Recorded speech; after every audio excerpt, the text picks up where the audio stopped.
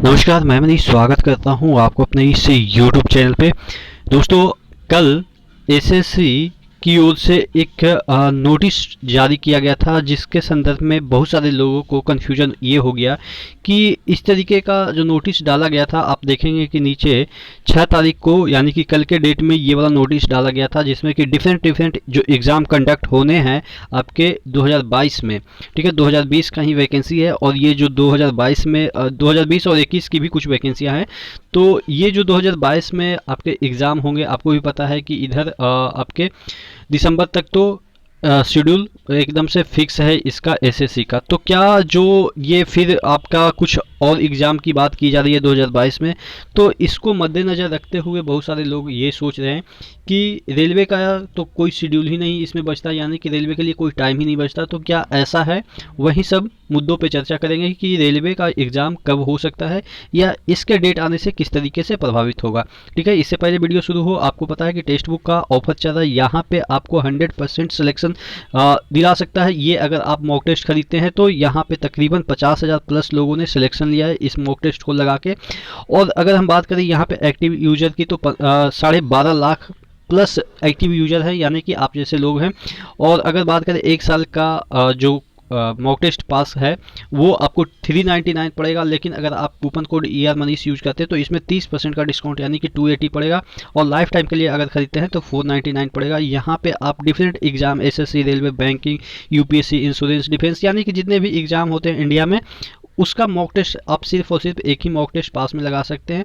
26,000 plus mock test है 400 plus exam के लिए। तो नीचे डिस्क्रिप्शन बॉक्स में लिंक दिया हुआ है, एक बार जरूर विजिट कीजिएगा। तो हम बात कर रहे थे ये वाला जो आपकी कल के डेट में नोटिस आया है, देखिएगा यहाँ पे लिखा है the commission has schedule to conduct following examination in the month of January February. तो अब बहुत सारे लोग ये कह रहे हैं कि जनवरी फरवरी भी इंगेज हो गया एसएससी के तरफ से, और आपका दिसंबर तक तो ऐसे ही भी आपको जीडी वगैरह लेते लेते ये मतलब कि साल निकल जाएगा। तो अगर हम बात करें क्या एसएससी का जो आपका आरआरसी ग्रुप डी है, क्या NTPC CBT 2 है, वो फरवरी के बाद यानी कि मार्च से स्टार्ट होगा क्या। लेकिन अगर हम यहाँ पे देखें कि चलो ठीक है, दिसंबर तक तो आपको लग रहा है कि यहाँ पे लंबा खींचेगा जीडी का एग्ज़ाम वगैरह, तो वहाँ पे मतलब कि आप कह सकते हैं सिस्टम खाली नहीं हो सकता। हालांकि ये चीज़ें पैरेलल कराई जा सकती है और जो पास्ट है उसमें पैरेलल कराई गई है, लेकिन बहुत सारे लोग ये कह रहे हैं कि अभी सिस्टम इंगेज है, इस वजह से जो NSEIT लेगा एग्ज़ाम। तो NSEIT तो हम तो लगभग 95% कन्फर्म है कि नहीं लेगा, क्योंकि क्या है कि NSEIT अगर एग्ज़ाम कंडक्ट करानी होती उसको, तो उसके पास कोई ऐसा बड़ा एग्ज़ाम है नहीं, तो वो अब तक करवा चुकी होती। इसी वजह से डाउट जाता है कि NSEIT आपका एग्ज़ाम नहीं कराएगा। जो र्यूमर फैला था वो मुझे लग रहा है कि गलत ही फैला था, क्योंकि अगर NSEIT की बात करें तो देखिए वो जो र्यूमर फैला था वो ITI एग्ज़ाम कंडक्ट कराने के लिए फैला था। तो इस वजह से NSEIT का तो नामो निशान यहाँ पे नहीं दिख रहा है मुझे, क्योंकि अब तक अगर वो करवाती तो करवा ली होती।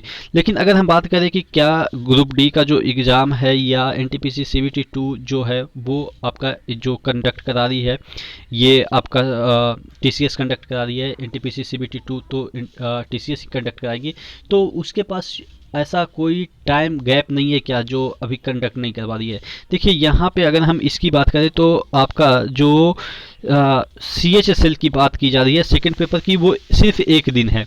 और यहाँ पे आपके CGL की बात करें तो टीयर 2 की जो है वो सिर्फ और सिर्फ 2 दिन है। और यहाँ पे कंबाइंड ग्रेजुएट लेवल एग्जामिनेशन की बात करें टीयर 3 की, तो ये आपका सिर्फ और सिर्फ एक दिन है। और यहाँ पे जो आपका अभी वैकेंसी निकली हुई है आपके फेज 9 की, यानी कि सिलेक्शन पोस्ट का जो एसएससी का है, वो आपके सिर्फ और सिर्फ 9 दिन है। तो इस तरीके से अगर देखते हैं तो ये वाला जो नोटिस है वो टाइम के लिए कोई इतना इम्पोर्टेंस नहीं रखता है कि आपका टाइम यहाँ पे ज़्यादा कंज्यूम हो रहा है। आप देखेंगे 9, 1 10, 10 और 2 12 और 1 13 दिन ये एग्ज़ाम होनी है। और बीच में आपको भी पता है कि जो आपका एसएससी का एग्ज़ाम चल रहा था और CBT 1 का NTPC का चल रहा था, तो एक दूसरे के पैरेलल एग्ज़ाम लिए जा रहे थे एक ही सेंटर पे। ठीक है, तो ये जो नोटिस आने से आपको ये नहीं डाउट पालना है कि आपका एग्ज़ाम फरवरी तक नहीं होगा, यानी कि जनवरी फरवरी इंगेज दिखा रहा है। ये सिर्फ एक एक दिन का इसमें गैप है। और रेलवे के जो एग्ज़ाम होते हैं, जो फेज होते हैं, जैसे होता है फर्स्ट फेज सेकंड फेज, इस तरीके से उसमें भी कुछ गैप दिए जाते हैं। तो वो गैप में इसको एडजस्ट किया जा सकता है। अगर हम टीसीएस की बात करें तो टीसीएस अगर एग्ज़ाम ले रही है तो कहने का मतलब ये है कि ये वाला जो आपका चीज़ें है वो कोई इफेक्ट नहीं डालेगी आपके आरआरसी ग्रुप डी के एग्ज़ाम हो या एनटीपीसी के एग्ज़ाम हो। तो अब बात कर लेते हैं एनटीपीसी का एग्ज़ाम कब होगा, क्योंकि देखिए अभी कल के डेट में आईबीपीएस का जो यानी कि बैंकिंग क्लर्क होते हैं 7,000 वैकेंसी निकले हैं, और आपके एसबीआई का भी वैकेंसी निकल गए हैं। तो आप कहेंगे कि उसका भी वैकेंसी को फिल करने के लिए सिस्टम की आवश्यकता होगी, यानी कि उसका भी एग्ज़ाम होगा, और ज़्यादातर टीसीएस ही कंडक्ट कराती है बैंकिंग के भी एग्ज़ाम। तो क्या उससे क्या इफेक्ट पड़ेंगे? देखिए निकल तो रहे, वैसे अगर कहिएगा तो सालों भर कुछ ना कुछ वैकेंसियां निकलती रहती है, और सालों भर जो आपका टीसीएस है वो एग्ज़ाम कंडक्ट कराती रहती है। तो इसका मतलब ये नहीं कि सिर्फ रेलवे को ही होल्ड कर दिया जाए और बाकी सब एग्ज़ाम को कंडक्ट कराया जाए। कैपेसिटी बहुत है। अगर आप मतलब टीसीएस चाहेगी तो एक साथ सभी एग्ज़ाम कंडक्ट करा सकती है, बस उसको नोड मिलने की आवश्यकता है। यानी कि रेलवे जो भवन जिसको हम बार बार बोल रहे हैं कि जो दिल्ली से, या आप कह सकते हैं जब भी फ़ोन कॉल लगाते हैं तो कहते हैं कि दिल्ली से हमें कोई ऐसा अपडेट नहीं मिला है जिससे कि हम एग्ज़ाम कंडक्ट करा लें। तो ये इशू नहीं है कि सिस्टम इनके पास नहीं है, ठीक है। इशू ये है कि इनको अभी तक नोट नहीं मिली है। पता नहीं कब नोट मिलेगी कि हाँ आप एग्ज़ाम कंडक्ट करवा सकते हैं। तो मुझे जहाँ तक उम्मीद लगती है कि जो आपका अक्टूबर है, अक्टूबर में आरआरसी ग्रुप डी हो या आपके आरआरबी एनटीपीसी का सीबीटी 2 हो, उसके रिस्पेक्ट में कोई ना कोई नोटिस देखने को मिल जाएगी। क्योंकि अब जो आपका एग्ज़ाम है वो फुल स्विंग में है।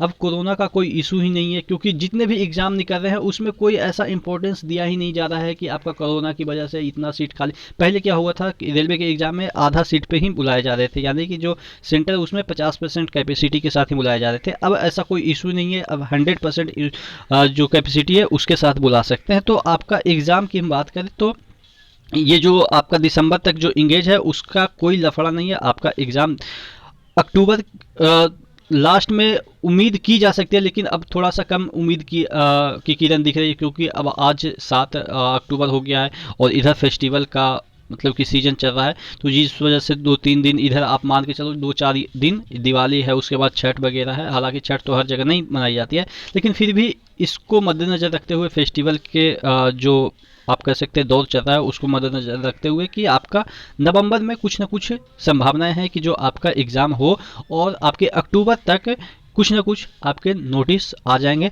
आरआरसी ग्रुप डी के या एनटीपीसी के। और मुझे लग रहा है कि दोनों के कुछ ना कुछ नोटिस आ जाएंगे। जहाँ तक बात रही कि आपका जो केस फाइल किया गया है आरआरसी ग्रुप डी के रिस्पेक्ट में, कुछ जो बच्चे हैं जिनका कि फॉर्म रिजेक्ट हो गया है, उससे मुझे नहीं लग रहा है कि कोई असर पड़ेगा।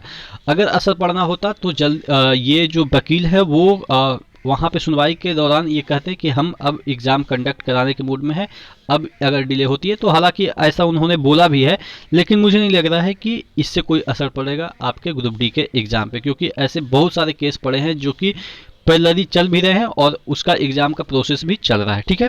तो आशा करते हैं कि ये चीज़ें आपको समझ में आई होगी कि इससे कोई इफेक्ट नहीं पड़ेगा आपके टीसीएस के एग्ज़ाम पे, ये टीसीएस जो एग्ज़ाम करा रही है उस पर, क्योंकि आईबीपीएस का भी निकल गया है। और आप देखेंगे कि जो एनटीपीसी है या ग्रुप डी है वो 2-2 ढाई साल लेट चल रही है, ठीक है। तो आशा करते हैं चीज़ें समझ में आई होगी। क्या आपका क्या ओपिनियन है नीचे कमेंट बॉक्स में कमेंट करके ज़रूर बताइएगा। नेक्स्ट वीडियो मिलते हैं, तब तक के लिए धन्यवाद।